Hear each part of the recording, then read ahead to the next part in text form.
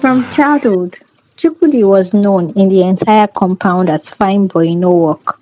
He was handsome, tall, smooth-skinned, and had the kind of smile that could melt any girl's heart.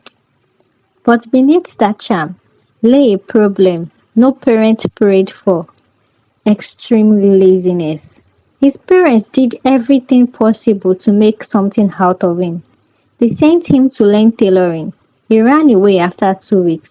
They enrolled him in a mechanic workshop. He complained of the heat. Even when they tried to set him up in small business, Chukudi would spend the entire capital buying drinks and gisting with friends. God will bless the work of my hands, he always said. But the problem was, his hands never worked.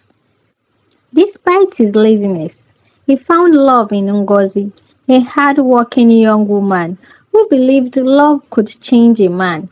She supported him, fed him, and even used a small shop profits to clothe him. Whenever she complained about his idleness, Chukwudi would smile and say, "Relax, my love. God will provide." Then one day, Ngozi discovered she was pregnant. At first she was scared, but then she was hopeful. Maybe fatherhood would finally make Chukwudi responsible. But when she told him, he laughed and said, "Ha, this is good news now. Don't worry, God will provide for our child." Months later, when she asked him to come with his people and pay as bride price, he kept giving her excuses. "Ah, my uncle is not around. My parents are not ready. I'm still praying about it." By the time she gave birth, nothing had changed. He had no money to buy baby clothes, and he still could not even help her at night. She would be awake breastfeeding the baby while he slept soundly beside her, snoring as if nothing mattered. 3 days after giving birth, Ngozi went back to her shop. Her body still ached, but the baby needed milk, and there was no food in the house. Chukudi just nodded and said, "God will bless your hand. You are a very strong woman.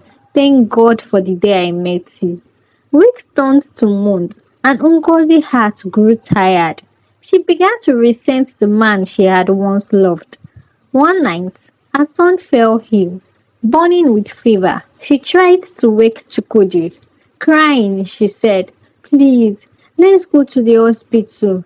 He rubbed his eyes lazily and muttered, "Relax, Ngozi. The child will be fine. Just pray small, eh? God dey." She left him sleeping and ran out in the dark with her baby tied to her back. At the hospital, the doctor said, "Madam, you came just in time. If you are delayed till morning, your child might not have survived the night." When she got home, she stood over Chukudi as he slept and whispered, "God forbid I waste my life like this." By morning, she packed her things and left with her baby. When Chukudi woke up and saw the empty room, he broke down crying. He went to her mother's house to beg, knelt down in the street, and swore he would change, but Ngozi's heart was already gone. Weeks later, hunger visited him properly. No food, no woman, no one to depend on. He tried to work at a building site, but after carrying 2 blocks, he sat under a tree and said his body was paining him. The foreman shouted, "Lazy man, come out for here." He was sent away without a single naira. That night, in desperation, Chukudi came up with a plan. He tore his old trousers, bandaged his legs, and picked up a stick. Standing before a mirror, he practiced how to walk like a blind man. The next morning, he traveled to a nearby town and began to beg for alms. People pitied him, dropped coins and notes into his tin.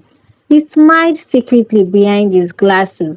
In the evening, he went home, unwrapped the bandages, counted his money, ate and slept peacefully. And from that day on, he began pretending to be blind.